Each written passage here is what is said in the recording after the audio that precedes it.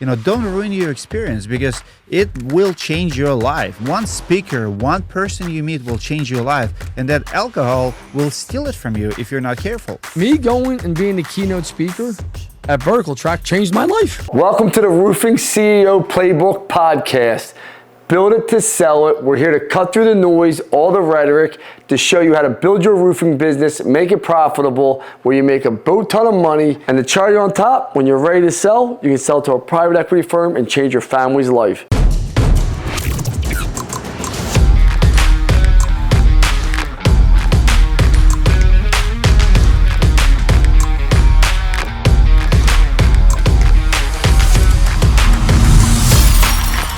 So we met, we got to know each other, and then you told me you were going to shut your conference down. Mm-hmm.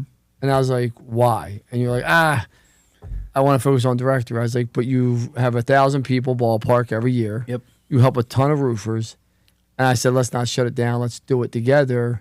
And we just took the last 6 hours in a room. Well, you and Bill did most of the work. I just kind of hung out. And we planned our next conference. What made you say, okay, I'm going to get out of the conference space, and what made you stay in? Because it's not me that made you stay in. Let's be realistic. I mean, there had to be something else. The problem was I was overwhelming my team. I did it for selfish reasons.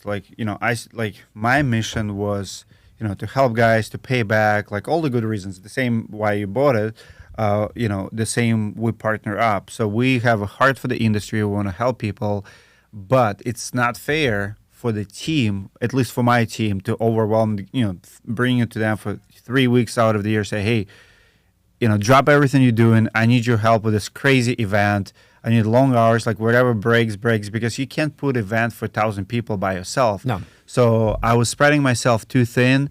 Event grew. And, my first event was 150 people. My last was over 1,000. When you put the numbers together, 150, you can do, in 1 week, like really quick and easy, right?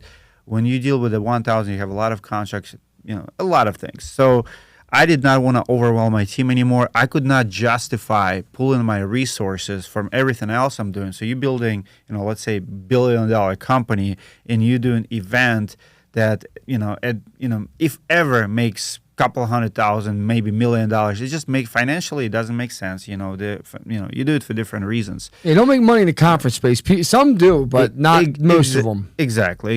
And if you want to do conferences for the money, it's the wrong reason to do them too. It's a bad business in a sense. So I got out because my wife always asked me this question. She's like, how can you do it? Like, I'm an immigrant. I call it immigrant mentality. Burn the ships. When you move to another country, you can't look back. You can't come back here and say, well, piece of bread costs 5 times more than in my country, or this is not what I used to. There's no way back. That's how you're going to make it in another country. So I never wanted to go back to Russia. If I sell a business, I never want to go back to that business. You have to shut the doors. For my guys, I would say you don't go back to your ex-girlfriend. Exactly. So I learned a long time ago, if I'm done with it, I shut the door and it never opens again. And my wife never understood it. Like, how can you do it? Because most people, they dwell in the past. They think about it. For me, if the door is shut, once I sold my roofing business, that's it. Like I feel like I never left, because I've traveled to 150 companies in the past 2-3 years. So I still, even here, I relive the roofing business. I know all this stuff. When you interview a person, when you look at someone's CRM, you still in the business, but you just don't run it. You don't have liability. I got rid of liability, but I stayed in the space. Well, I'm glad you decided to stay, because let's talk about the conference, and then we're going to talk about the Wild Wild West that I call the roofing space. But I call it the Wild Wild West, But let's talk about the conference first. We just sat there for 6 hours. What's the biggest thing that you want to give to everyone attending the conference? Because I think it's important people understand really why you stayed in the space. And this message was heart-warmed. Because I flew out to Minneapolis to seal a deal with you, remember? Mm-hmm. We weren't sure if we were going to do it, and I was like, you know what, we locked ourselves in a room at the airport for about 3 hours. And we're like, okay, we have the same ideals, the same. I don't care if I make a nickel from the conference. You have the same model. So explain to people why you stayed in really, and why and what you want to do it for. I would say it's not to make money. Yeah. I would say it's the same selfish reason why I started. And I say selfish is because when I was in a roofing space, I did not see a good conference. Like, I went to a couple and I hated them. So, and then early on, so back in 2016, 2017, I was exposed to conferences outside of industry. I went to YouTube conference. I went to Compton Marketing World in Cleveland at that time. The best conference ever, 4,000 people. So I've seen what conference in the United States could be, and I've seen the roofing space, right? Like, drinking half-naked girls, like a lot of stuff I couldn't tolerate. And when I started going to other conferences, I'm like, I wish we have that. And guess what? I can do it. In this country, you can do anything. So one day I just woke up like, I'm going to do my own conference because I'm a teacher. I like organizing kids. I like organizing events. Actually, my first diploma, 3 years. I'm a teacher organizer. That's in my freaking, like, I'm supposed to teach theater and organize kids. Like, in every school they have a person who does like, prompts and, big events. Like, anyway, so I was that guy. So for me, it's not a hard thing to do. And once you see the examples, you can reverse engineer how you do it. Well, contact the hotel, get the food bill, feed people, organize the stage. So I started doing it. That was the driver. But I say I'm selfish because I used this opportunity to open my doors to people that I wanted to reach. I would never meet Marcus Lemonis. I would never meet Patrick Bet-David. I would never be in front of those people. So I'm like, how can I do it? I create YouTube videos, the one I like to consume. But you're staying in the conference, and what do you want people to get out of the conference? What is the reason I that you're staying in it? I want to build an event. Well, first of all, there's legacy, of course, but I want to build an event. I want to have an event in the industry that I would love to attend myself. I want speakers that I love to listen myself. I don't do it just for other people. I do it for myself. And for me, even early on, I wanted like to have a family-friendly event. Like if you bring your kid, if your wife to the event, you would not be embarrassed because someone is cursing too much on a stage or there's too much drinking going on, there's alcohol, whatever the culture is, right? I wanted to bring an event. That's why we did Florida, Rosen Hotel. We build a culture, and we have tons of kids. Last conference, I have kids, so many kids, man. I think I met at least 10 kids want to give interview, like 12-year-old kid. It's like, can I do interview with you? Absolutely. Went to his booth and he interviewed me. How awesome is that? Amazing. Because it's Orlando, there's Disney, people actually go there for vacations. So if they have kids, I see strollers, and I love that. That's freaking amazing to me that people are comfortable to bring your kids to the conference. I tell you this, not many conferences you can take kid with. And I'll tell you this, we're not going to have a ton of drinking and partying. If this is, you asked me and Bill put me on the spot. They said, Lance, what do you want to add to this conference? And you disagreed with me about leaving it to the kids part, which is fine, right? There's always opinions. I said, this conference should be for only serious people that want to grow, scale, and sell their roofing business. And you came up with build it and sell it. Yep. Right? And that's what we're going to call it. Build it and sell it. That's the motto for this year. Build it and sell it, right? Like, and because I've done it. And you differ. You believe that you should build a business, that you should be able to build a business. And I have no problem with it and leave it to your children. I just think that's not for me, and I don't believe in it. I don't want to be part of that dream because I want my kids or any other kids to be able to go do what they want to do. My kids want to be librarians, be a librarian. You want to be an EMT, cop, but you know what? You're going to have a shit ton of money in the bank. So that's what we're aiming for. And that's going to be our ideal market. You want to sell your business eventually. We're going to teach you how to build it. And we actually just went through the whole entire topics, right? And we just started calling people, what do you want? What do you want? What do you want? What do you want? And it's amazing to me. Everyone was saying the same things. Sales, marketing, how to use financing, how to close people in their homes, financial literacy, mindset, and that's what we're going to put on. I think you have to organize networking event. Yes, we're having a networking event, live and you have music. to limit it. But I think you lead it from the top. Like every year I went on a stage and I say, guys, if you drink, limit to two drinks. Don't be one day attendee, one day conference guy. We all know who that is. They come in after one day, they go all hard. Yep, and next day they don't show up. if you have a problem, if you really want to celebrate the conference or whatever, do it after second day. Like, you have enough discipline at least to cover your expenses, your investment to be here for 2 days. And not that I say that, hey, go and drink, but don't ruin your experience, because it will change your life. One speaker, one person you meet will change your life, and that alcohol will steal it from you if you're not careful. Me going and being the keynote speaker at Vertical Track changed my life. Mm-hmm. I met Travis Riggy, that literally got me to sell my HVAC company, because I knew what he'd sold for, and I sold my company inside of 30, 60 days after that. You know what I mean? And then I sold the next company, then the next company, then the next company. And like, I didn't know anything about scaling to sell to private equity. I knew nothing, Dmitry, 4 years ago.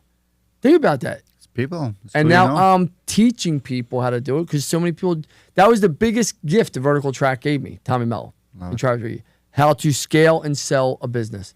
And that's what we're going to do. You didn't have the easiest of life. You came from Russia. You starved. You paid your due. You used to own a flooring company. You grind it. Then you had a roofing company. You sold it. I do like this story. You sold to your general manager. Yeah. That I like. That I like. Given someone that probably never had the opportunity to open a company on his own just because it was too early. And it's nice opportunity there. So now you're doing YouTube and you love it. I can tell you love it. You love flying to places. Here's a question I do have for you. And I asked you this question. I said, give me a name in the roofing space everyone knows. And you couldn't give me one. You couldn't give me a leader. Your exact words were, there are no leaders in the space. I mean, there are leaders. I would say the country is too big. There's local leaders. People ask me actually all the time, do you know this company? Do you know that company? Like, I live in Minneapolis. I don't know who is the leader in Pittsburgh, Pennsylvania. I know, but I couldn't even tell you. Listen, yeah, I've rose to be one of the biggest leaders in 2 years in this country in the roofing space, by far. Think about that. 2 years, and almost everywhere I go now, people know who I am, right? And people say, well, Lance, you have a huge social media following. Okay, that's not the reason. It's I went out there and just started doing things other people weren't doing. People started hearing, catching on. I made a lot of friction with the distributors like you did and manufacturers. But like a guy like Josh Sparks, who I respect, right? And he's done more than most. How come people don't know who he is? I think it has to do with the personal branding. I mean, there's a lot of people like that. If you think about, think about in the financial world, who is behind BlackRock? Like, many people don't know. Like, the biggest companies, like billionaires, right? Like, if person decides to be private, you're not gonna know his name. It's really. Do you think that hurts them from growing their company though? Because like my personal brand. There are a lot of billionaires like that, so you can't really. I think it goes with your personality.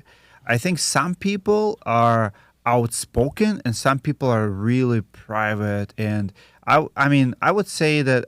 All right, who created Tesla as a brand? We know Steve Jobs, we know Elon Musk, but we don't know often the founders. We know the loudest, we know who bought it, right? But we don't know who originally was there behind them. No, I'm with you, but like I look at a guy like Josh Sparks, who I respect, Dave Geiger, who I love, huge in the HVAC space. Most people don't even know that he owns PJ Fitzpatrick Roofing Company. It's going to do $400 million this year. Nice. And $400 million. Now, I've been at a lot of companies. I haven't been to a roofing company that's done $400 million. Have you? No. Okay. No. Yeah, like my whole companies this year together will do over $100 million, right? That's 4 times me, and no one knows who he is. And he's one of the greatest men in the world. But the question is, do you think that might be secret to his success, that he is not outspoken? Because we also have a lot of guys who are very loud, everybody knows them, and they're broke, they're in debt, like they're whatever. Actually, the fake gurus, listen, I'll be with you. Like, this is what I'm going to say. Like, Bradley's not broke. I'm not broke. Tommy Mello is not broke. Like, these are guys that all know they're either approaching 9 figures or over 9 figures. And I would say that Tommy Mello, like, people you listed, I don't actually call them as like super. Andy Elliott's been around for like 1 or 2 years. They grew super fast. And but he grew. He's the only one. But Bradley's been around for a while. If you he was quiet for a while too. He made his wealth being like 2 years ago. Brad Lee had like 1,000 subscribers on YouTube. So the point is they become successful while they were private, and then they blew up. I was quiet until I became successful. To your point, you don't always have to even have a personal brand. If I think you should. See, that's where I disagree. Know what made me decide to build my personal brand and hand to God? I got tired of seeing these bullshit artists on stage. I get it. That never did nothing. And I'd be sitting in conferences and I'm looking at this fucking guy on stage or girl, and I'm like, this dude has done nothing with their life, and he's telling people what to do with their business, and it's the wrong advice. I agree. And he can't do it himself. I see your point, but would you say that, what's the company name? Fitzgerald, right? $400 million company? But he goes and speaks and helps people. No one could argue with his success. True. But does he need to build his personal brand? No, he doesn't have to. So that's my point. But I don't have to build mine, but I want to. Yeah, you want to. I want to. It's a personal desire. I mean, Rodney Webb, there's nothing about him. You cannot find single piece of content. That's the decision. And everybody knows about him. I mean, he made like 20, 30 multimillionaires. I know guys who he built their businesses. They gave him credit, huge following. He made it. He would not do the interview. So I'm the only person he ever gave interview back in 2016, 17, and he never ever did a second one. I asked him every year. He would not do it.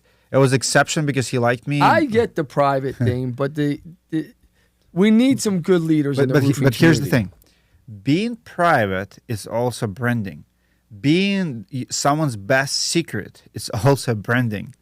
I'm with you, but for me, who's scaling, and I'm going to wind up right now in the country, I hold the largest privately owned roofing platform in the country. I have no investors. Everyone else at my level has banking, capital investment. I'll challenge you. I'll find Who? a few companies. Who owns 3 different brands that are going to do over $150 million next year? Well, there are definitely companies who do those numbers. I just don't know if they're private or. I mean, there's. I'm not saying there's not another roofing company. We do all residential retail. We'll see. I'll look for it. Look for it. Okay, but think about that. No one even knows. No, it's good. It's impressive. The ones that we do know all have funding. They've all brought on some capital investment, whether it be, you can name it, Canopy Roofing, whether it be Josh Sparks and his company, whether it be... So Josh Sparks, Okay. who is he with? He owns Affinity, IH Is it out of Milwaukee? Milwaukee. Yeah, he's coming to my podcast. He's a stud. I'm the one that told him to get on it. I'm the one that told you to get him. I think I introduced you to.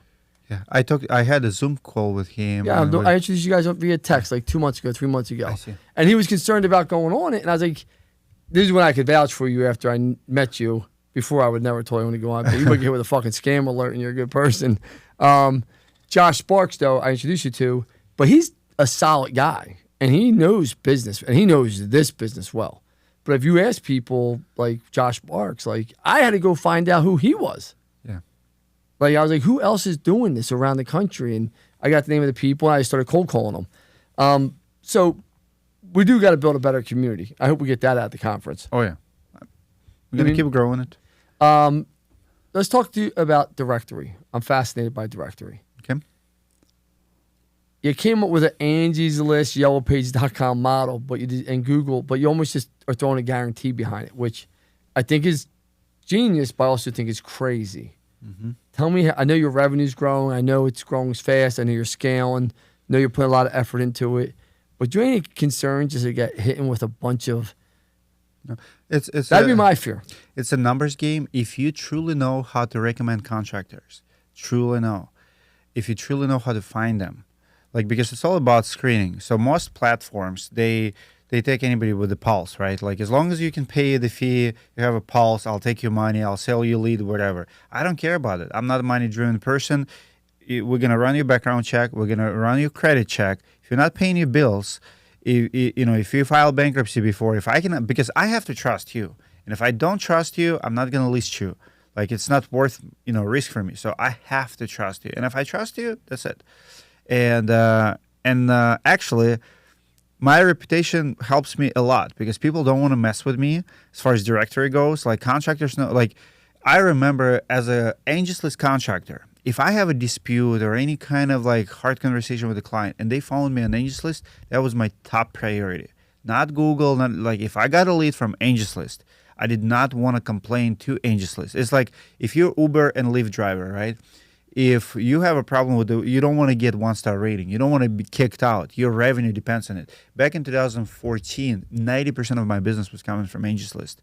I was actually after 2 years, I have the most reviews in any roofing company on it. When I joined, $50 million company, the biggest one in town, Seller Roofing, $50 million at a time. They have 250 reviews. I set up a goal. I said, they're going down, I'm going up. 2 years later, I have 360. 360. They have I overdid it. I did a lot of repairs. I did a lot of gutters, but a review is a review. Had more reviews than they have. It was insane. At the end, it was over 700 reviews in like 5 years.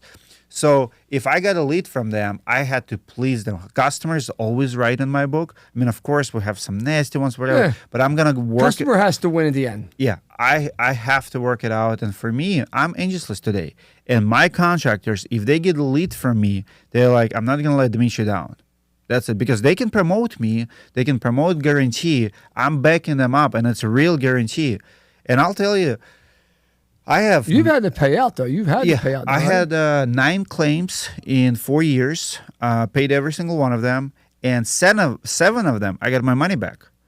So they made payments back to me because they want to restore their relationship. I had one siding claim in Minnesota, $6,000. Guy made 3 payments of $2,000 each. I had one guy in New York, $8,500. We refunded the customer. He said, can I do like 9 months, $1,100 over 9 months?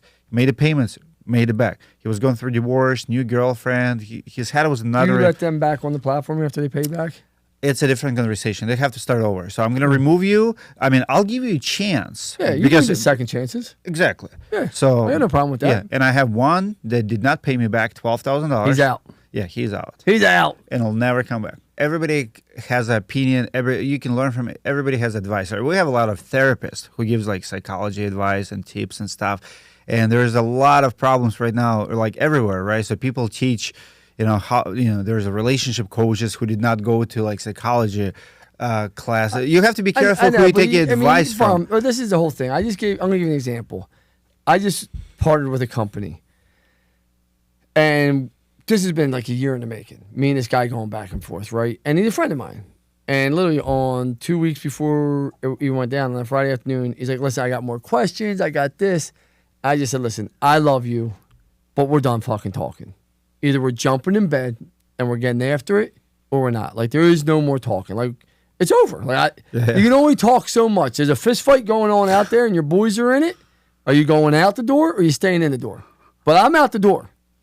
And so I hung up the phone. And he called me on Monday and said, if you do this, I'll sign the paperwork right now. I said, I got to know what changed between on Friday and now today, because we haven't spoke, text, anything. I was done. I just started rebranding the company. We moved on. It was done. I said, I want to know the truth. And he said, I had listened to everyone. I said, what do you mean you listened to everyone? Because I was getting advice from everyone. There's just so much noise in my head.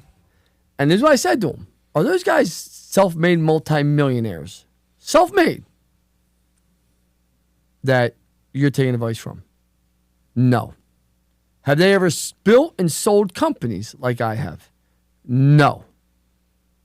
Well, why the fuck would you take advice from them? And that's the problem with society. People want people to either say yes and empower them, or they want to hear the no. And the problem with that is both sides are right and both sides are wrong. You got to do what's best for you. And the only people I listen to, listen, when we sat in that room in a conference, besides Joe Lynn speaking on the P&L, did I say there was one more thing that had to happen? Was that the only thing I said has to happen? Are there one other thing? Nope. Why do you think that is? Because you've done conferences before, Bill's done conferences before. Why the fuck would I listen to anyone else, including myself? I like it. I have the same attitude. So I don't listen to anyone unless you have done it. And that's the problem why I think all these people are fake gurus. They've never done it. Listen, Dmitry, you have a coaching group. You've sold 2 businesses now. If you lose the conference, it's 3. 3. You've done it. You've done it. But, here's that. Well, that's going to be controversial. You can be controversial. Go ahead. Fire away, Batman. This is feedback that I've been struggling to overcome. We have a lot of people in this country who started a business, and I've seen actually covering this news. And I have a scriptwriter now. She worked for HBO before, so she goes through news. So there's a guy I'm covering this news. So he just filed bankruptcy. Still have homeowners who are screwed up. He got in local news with that, and he's coaching now, right? And that's one thing I never ever have peace with, like someone who pretty much not didn't even close the business. I'm talking about file bankruptcy and then start teaching. It's like, for me, it was always in the same category. Like, if you got divorced, you should not be teaching marriage stuff, how to stay married, right? But people always been fighting me. It's like, second chances, and you don't have to be like. I'm like, what can you teach Listen, me? if that guy had 5 successful businesses and one that went under, I get it. Not everything's going to be a home run. But if it's just one for one, yeah, buddy, you shouldn't be teaching anyone. So, but I guess my question is, think about Donald Trump. What is it, 22 bankruptcies? And a lot of people call him out on his record because he has more success stories, or well, I can tell you this, Donald Trump has a lot more success stories than he does failures. Probably, but that's a fact. I don't know his record. I just hear that. I gotta tell you, he's worth $4 billion. Listen, like someone said to me about AC. Oh my God, he screwed all those people down in AC, this and that. They should have been going after him personally. No, the reason why you don't sign personal guarantees, this is what I tell everybody, is one business has nothing to do with the other business. Separate them to protect them. They're separate. And sometimes business just doesn't work out. That's why it's called business. It's business. It's not personal. And know what? It's just, and those other guys that are in business have to understand that. And their job should have been to protect themselves. And that's why. What was the hardest business for you that, did you have business like that just did not work? Restaurant bar business, but I paid every one of my vendors. Sure. The restaurant bar business is by far the worst, the hardest. It is, fuck that business. In China, they have a saying, like a proverb. If you hate someone, wish them to have a restaurant. Dude, it's every one of my other businesses have been successful. Does it make sense? Yeah, oh my God. It is brutal. The hours, the selling of food, the customers and the staff are the only two good things about that business whatsoever. Everything else sucks. No, you couldn't pay me to go on that. You could hand me your restaurant, I'd tell you to keep it. Just hand to God, keep it. So you'll never be in the restaurant business? No. What's the secret of success of do we have good case studies? Those guys live and breathe it. They're animals. They're a different level of people. I believe you could take any restaurateur, put them in any other business, and they'd be billionaires. Really? Yeah, it's one of the hardest. You got to be a total shark. You got to be a total shark. I can see that. That's why a lot of billionaires, they come from hospitality industry. Like a lot of people. I was in it my whole life. I just put it into these businesses and they flourish. Yeah. I wouldn't wish that on my worst enemy, and that's the truth. I don't want to hold you up too much longer because, you came in here. What's the biggest thing you would say to roofers? Because we know sales is very important. We know, I don't believe the type of shingle you sell is important. I don't believe the type of siding. I think you're a salesperson. You're a sales organization. It's your pledge. What do you think is the most important thing that roofers need to do to scale their business? Personally, I'm a branding guy. For me, everything starts and ends with branding. When you brand yourself and you know how to tell your story, people will remember you. I don't believe in hanging the estimate and hoping that they'll make a decision. If you just given estimates out and you hope they'll pick, it's just a piece of paper. You come out of the business. There's no reason for them to remember you. Even if you get the job, you're not going to get a referral. 2 years from now, someone will ask them, who did your roof? And they're like, I don't know, some roofer. So for me, and referrals should be, if you've been in business for 5 years, it should be your biggest probably category for your lead gen. You do a lot of work, people remember you, people see you on top of mind. I feel like roofers think small when it comes to, they truly underestimate branding and overestimate quality work. I hear it all the time. Or I do quality work. And I'm like, what's the last time you've seen a homeowner on your roof? And I promise you this, if I go on a roof and you challenge me, I've never met one roofer whose roof, all 2,000, 3,000 shingles were perfectly installed. I'll find mistakes on every job. You'll find mistakes on every job because nothing is perfect. So even those who say it's perfect, it's never. There's going to be high nails. There's going to be you'll make mistakes. Your crew will make mistakes. So it's not about quality. You're right about that. It is about branding and marketing and reinvesting in yourself. Just keep growing, like being Keep growing open-minded. that company. Listen, follow Dmitry. Great guy. Loves roofing. Helped change the space. Helped revolutionize the space. Dmitry, thank you so much for flying in, brother. Absolutely.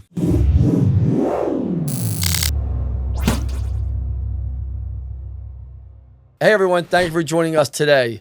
I want to give a quick shout out to our sponsors, Service Titan and Rilla, our technology of choice to helping us scale and grow our business and making sure all of our viewers have the technology to scale their business so when they want to sell it, they're able to.